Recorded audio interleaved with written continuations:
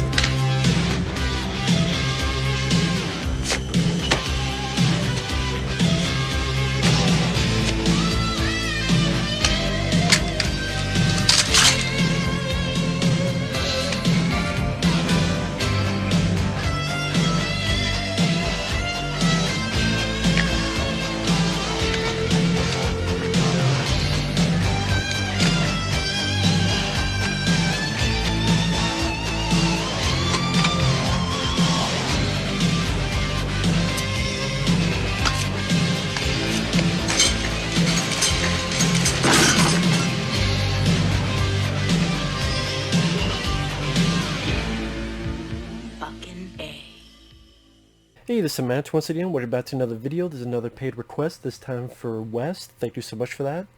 If anyone has any requests, feel free to send them either directly to my PayPal or join my Patreon. Both things are down below in the info box. Now this is for a film called Venus Wars, which is an anime from the 80s, in particular 1989. Didn't know anything about the source material. And the gist of the plot is you have two colonies on Venus. Ishtar, not the fucking movie with Dustin Hoffman, Ishtar and Aphrodite. Again, they're on the planet Venus. This takes place around 2089. Our lead characters are this teenage punks who, they do the roller biking, outer space motocross derby. Our lead hero is Hero.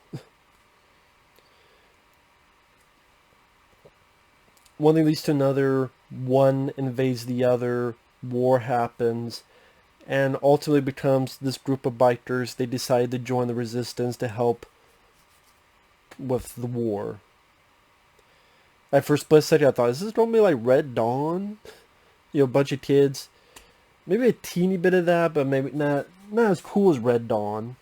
Although it's better than the remake of Red Dawn. But overall this was entertaining. You know, I'm not a big anime guy. There's ones I've enjoyed. Akira, Ninja Scroll. I would say the other one Wes requested, which I'll get to fairly soon, Space Adventure Cobra. I liked that more than this. But this is worth a watch, at the very least, for really cool visuals. It's that 80s anime, where it's like Saturday morning cartoon. Again, that style animation, but at the same time has a bit of more for adults. You know, people do die, so the stakes are raised. And one of the things I enjoyed about it was the architecture, the style, the environment, the way the colonies of Venus looks, the way that the bad guys tanks. It's not just a regular boring tank. There's a lot of little details to make it more unique. And like I said, the bikes themselves that our characters ride on, and like I said, the background and the way certain things, certain aesthetics look, I thought was rather appealing to me. The characters, maybe it was hampered because I saw the English dub, and the English dub is pretty, yeah. Is there any English dub that's really good? That's very rare. So, I mean, maybe that's par for the course. Maybe that's why I'm not being too harsh on it. I mean, the lead character, he's the typical bad boy, but he's going to do the right thing by the end. And he's like, what are we doing? Why are people doing this for? The government fuck with people anyway. Which is understandable to question that. But ultimately does get into the fight. his group of buddies, quite a bit of them are comic relief, which I didn't really find that funny. And to be honest, didn't care if they lived or died. There's a reporter that I hated this character. Try to be a bubbly personality, blonde. I swear she's 10 seconds away from a skin flick or a hentai, whatever, this lady. And just she's come to Venus to do a story. She starts reporting the invasion angle. I don't know if it's the way the English dubbing voiced the character or just the way the character was written. She got on my last nerve and then some. She was just so annoying and irritating. Irritating the fuck out of me. And just was so stupid, did stupid decisions. That's definitely one character I would not have cared if she died or not. In fact, part of me wishes that character had died for annoying the piss out of me. Literally, it's right there. No, just... Like I said, I would say I enjoyed the movie more for the visuals than the characters. Or the story. One thing that I found funny early on is there's a banner early on in the film with this roller biking race, and the fucking banner says Ishtar must die the death. I don't know if that was lost in translation. I don't know what the fuck that means. Must die the death. That's kind of repetitive, don't you think? Oxymoron or something, like must die the death. Maybe that was something lost in translation because it's written in English. Whatever. But so the action scenes are well done, it's well animated. The aesthetics of the way the bikes look, the outfits they wear when the invasion happens, ships are crashing, tanks are blowing stuff up. But yeah, the dubbing is pretty bad. There's this girl that our lead character is going out with, and she has this cat, and she'll say stuff, yes, this war is horrible. I'm like, oh man, this dub is really taken away from this. So, I mean, maybe it's one of those you have to watch the original version with subtitles, but I couldn't find that to watch. But yeah, this reporter lady, this blonde bitch was getting on my nerves. Just her behavior, she was just a snot-nosed brat. That's what she acted like. A snot-nosed brat. With the voice behavior mixed in. Talking to the lead guy later on, well, you know, you're not fighting because you're a coward. Is that what you are? You're a coward? And I was so glad when another lady popped up and just bitch slapped her. Just bitch slapped the fuck out of her. I'm like, good. Is this the type of break the nail dead way? Oh, you're just a male chauvinist. I'm a girl. That's why you won't let me go with you. No, it's dangerous. I don't know why they needed this character in the movie. She doesn't do anything. She doesn't accomplish anything. Okay, maybe she's in the source material. Honestly, you could delete her. She brought nothing to the story. She brought nothing to the plot. One of the people dies and she had a crush on him. So she goes to the main boss with the gun that's hidden in her camera. But she doesn't know how the fuck guns work, so it doesn't work. So then she gets caught. And then when everything's over, she's let go. Completely pointless, useless, arbitrary character. And on top of that being annoying, just delete that character out. It would have saved time, would have improved the pacing a little bit, and one less irritating character. Maybe develop the lead more, maybe show a bit more of his backstory, or a bit more of his history, or a bit more of the girl that he likes. Just at a point she disappears till the very end of the film, because she has to go with her dad and Kat to somewhere else. Maybe a little bit more on the lady that's within the group. I forget the character's name. the one who big slapped the blonde reporter. Maybe a bit more on her character would have been nice. I would have developed that character more, not this fucking blonde reporter bitch. But like I said, what was entertaining was the visuals. I'm a sucker for 80s anime. The 80s anime, I'm a sucker for the visual look.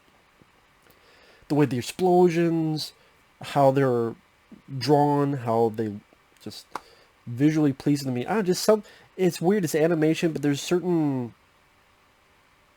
I want to say texture to it. I don't know how to describe it. There's a certain look that you just don't get from a CGI film of today's age. And the music at times is pretty decent too, especially the more guitar type of music. Like there's a sequence where the cops and Taines are chasing after our lead, who's on a motorbike, and he's maneuvering like a pro and getting on this pipe, riding along it, and it's a motorbike with like one wheel on it. The guitar music in that was pretty damn solid. So yeah, the score, the music fits the film fairly well.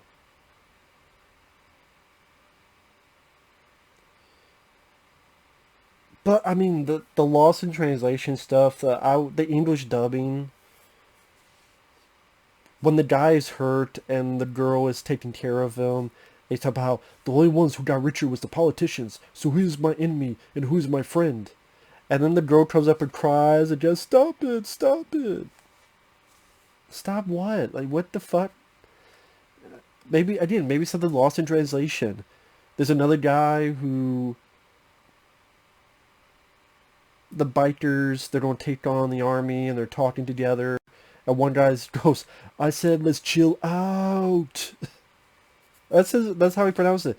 I said, let's chill out. But the 80s animation style, the architecture of the tanks, the backgrounds, the bikers riding around motocross with bazookas, shoulder-mounted rocket launchers. Some people do die, so that ups the ante, that ups the risk. It puts a little bit of stake into the proceedings and the story. That does help. Certain interesting things they do visually in the third act where there are times person is riding, but the background is real. It's like a real background, like a real road, but filtered with colors. But then you have this drawn animation of the person riding. They don't do it a ton. They just do it every once in a while, which took me...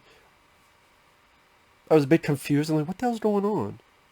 It's an interesting visual look. Well, another piece of animation, they're watching one of their guys in a POV on a video screen going through here and there until his death.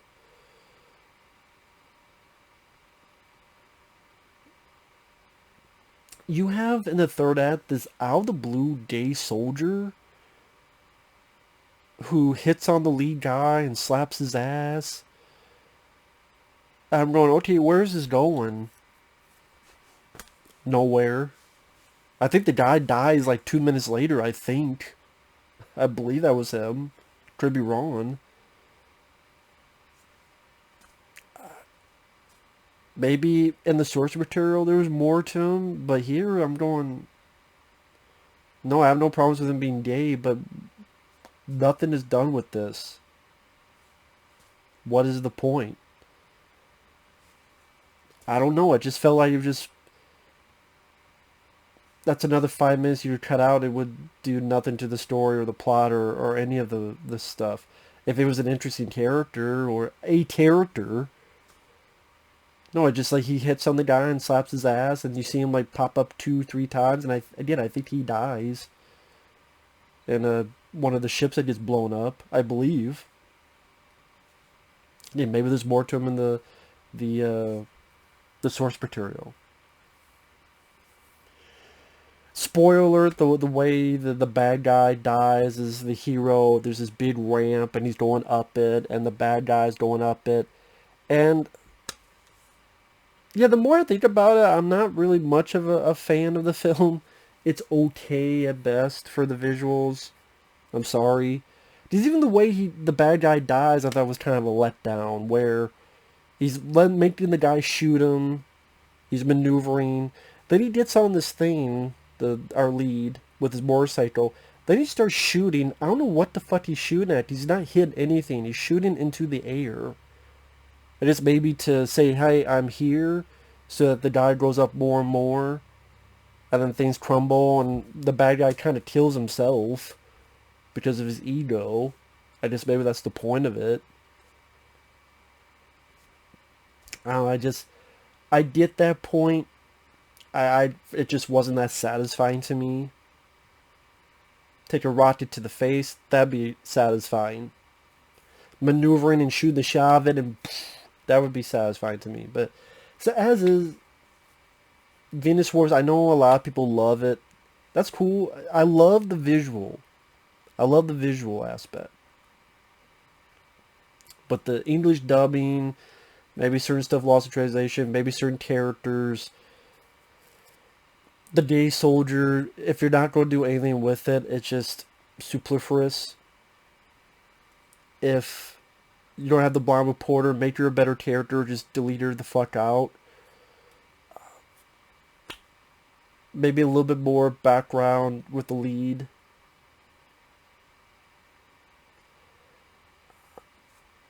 The music, the visuals are nice. That's pretty much all I got. So it was an okay watch, but it's not something I would ever watch again. At least something like Space Adventure Cobra, which I'll get to, at least that was very psychedelic, which made it even more interesting. And that plot's more out there than this, but that one, it just felt like a more sense of fun, and the bad guy's death was more satisfying.